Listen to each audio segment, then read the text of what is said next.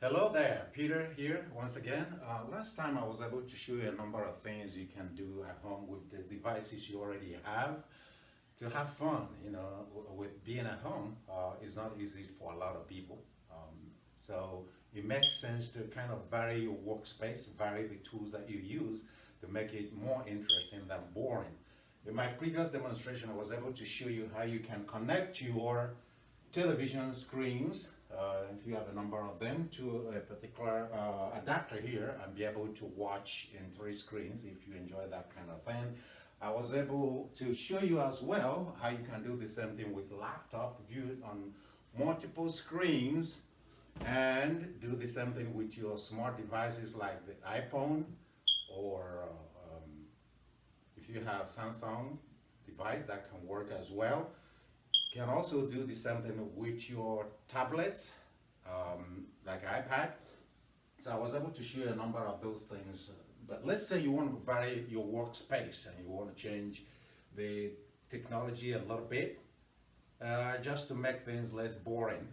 Let's see if we can, get a result doing that. I'm gonna lift this and take it out to my bedroom and hook it up to my all-in-one computer, see if it connects and gives me a different kind of a setup and display. Let's try that. This is heavy, so I'm gonna try to lift as strongly as I can. So I'm gonna go all the way to the bedroom. And over here, I'm right here. So I'm gonna sit it down. First of all, I want to clean this. I was lucky to get this before they ran out. Bought it before they rush the retail stores. So I'm gonna wipe to sanitize the whole thing. It makes sense to do this every time you touch the surface, especially if somebody else will be using it. Makes sense to do this probably every 2 hours, even if somebody else doesn't use it, or maybe twice a day. It won't be bad to do that, depending on how heavily it's used. The keyboard as well, the mouse. I've done this, so I'm just going to do this casually. I've done it already today. And this one, I'm gonna go ahead and wipe it as well. Wipe. Not only the surface, but the back as well. Wipe every part of it. So you want to keep it really clean. Make sure you don't get the germs that we were trying to run away from by staying away from one another. So you're gonna wipe. And where's the trash can? It goes there. So what I'm gonna do now is to rearrange things. I'm gonna sit this right here. This is the whole computer right here. Probably, let's see, at the bottom here is the printer. This is all in one computer. It doesn't have any tower or console connected to it. That's the whole computer right there. It's already hooked up. So I'm gonna go ahead and move it all the way down there and hide it behind my desk. Oops.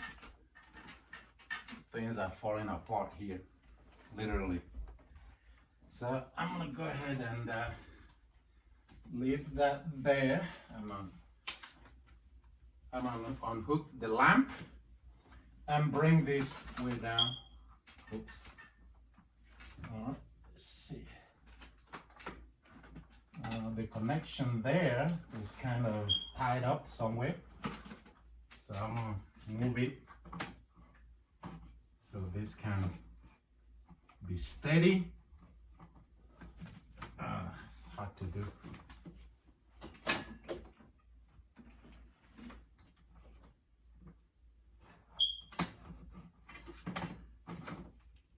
All right, I think it's steady now. So what I'm gonna do is, once I have this set up, I'm gonna take this big screen and set it right here. I need this connection. It has to be connected to power source. I'm gonna latch it onto that. My aim here is to use this as my computer screen so that the small one at the bottom will send its image over here. And once it does that, I have a bigger screen to work with. This is at least 45, 49 inches. And let's see if that cooperates with us. So I'm gonna grab this cable. One thing about this, only one computer, HP ThinkCentre, it does not have this kind of connection.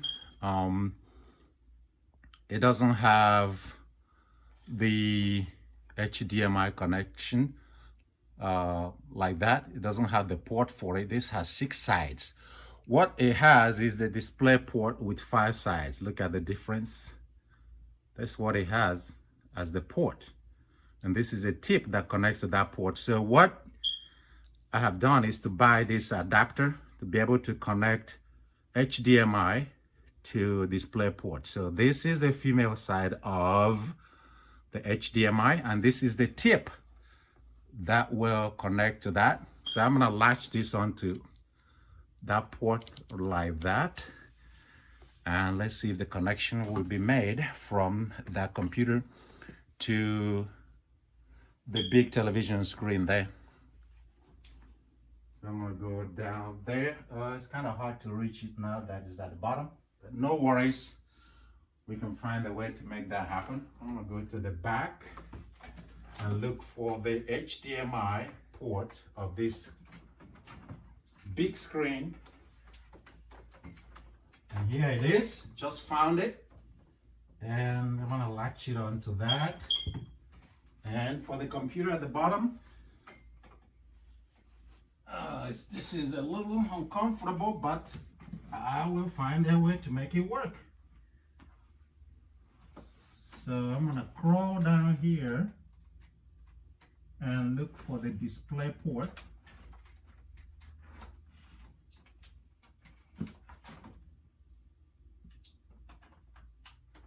Looks like that's it right there, no?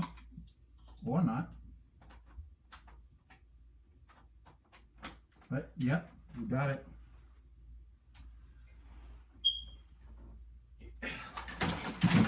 Oops. It makes sense to do this before trying the connection, have the whole thing hooked up before trying the connection, because it's kind of hard to crawl under the surface. So now that we have the connection and been able to connect the rest of them there to the power strip, we're going to connect power to the television set. Oops. All right, looks like we got that.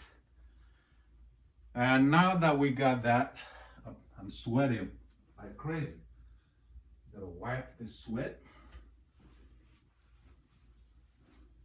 Let's see. It looks like it's latched on. It keeps giving this in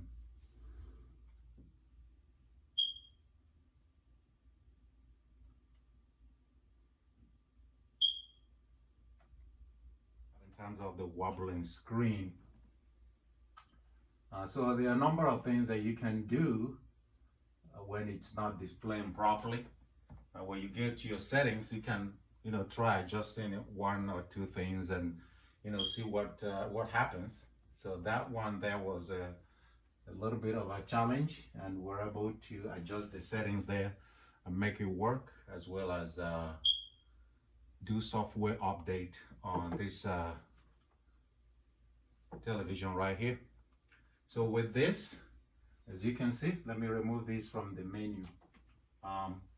So as you can see here, I have a big display to work with, and once I open up any kind of application on my computer, right there, I actually moved it up the back of this one where I can see it, so I can easily drag it up down here, and I have a massive workspace here. Let's say I want to go to YouTube right here, I I can type here www.youtube.com right there and do a number of things. I can open up Microsoft Word, Microsoft Excel, Microsoft PowerPoint, Access. I can go to Blackboard, Moodle, any of the learning technology systems that I use. I can go into that and work from here. And I'm enjoying a new monitor, a bigger monitor that I did not have to spend a dime to buy. So many people have big screens like this for their televisions, and yet go and spend additional money for their extra monitor. It's not necessary, but for some people it's not an issue. They can afford it, and for others, it makes sense to look at the budget and see if it's something that you can try. I have some extra monitors myself. I had to give them away. One I actually gave to my neighbor because I had no use for them. But with this, as you can see, you can work from home comfortably, enjoy your working space where you can, make it less boring. Okay, so what you see here is the second screen I have on the television. If you see the corner there, look at the Google page. If you look at the corner there, I'm pointing at it at the moment. It's way off the screen of the television. So if you look at it, it's way off. So it's not within the boundaries of the television because of the settings. So what I'm gonna do now, after we were able to figure out the flickering and make it stop flickering, so what I'm going to do next is to try some adjustment so that this screen can fit perfectly on the television screen. Look at additional space there. Look at this is where it says custom. It says custom. So that's off the screen, way off the screen. So what we're going to do now is do some adjustments here. This is what you can do with the remote control, but I don't have that now. I'm waiting for the one I ordered to arrive. So we're going to go ahead and make an adjustment from these buttons to see if the screen can fit perfectly on the television set. So to do that, I'm going to go ahead and press menu. And when I press menu, actually, let me go ahead and close this screen first. I'm going to go ahead and close the Google screen. Couldn't get to that from here because the X button, which I can use to X out, is not visible. So I'm going to hold Control key on the keyboard here. On the keyboard, I'm going to hold Control key and tap W. Oops, with that as focus, that didn't do it. I'm going to go ahead again and click over there, make it the active screen, and try that again. And there you go. Now it's closed. So now that it's closed, I'm going to go ahead and try again and say menu. So when I get to the menu, I'm going to scroll down. And I'm going to say source. Actually, no. We're going to go back because we want to do setup there. It's the setup menu that we do that. So I'm going to go back and do menu. And I'm going to scroll down. And once we're there, let me see. That might not be the right stuff there. Okay, let's give that a try. Let's give that a try and see if it's the right place. We can find the aspect ratio, and I'm gonna scroll all the way down there. And blue screen, melody. What else is there? And I don't see anything there that has to do with the display. So I'm gonna get out and go back in and say picture. I select picture.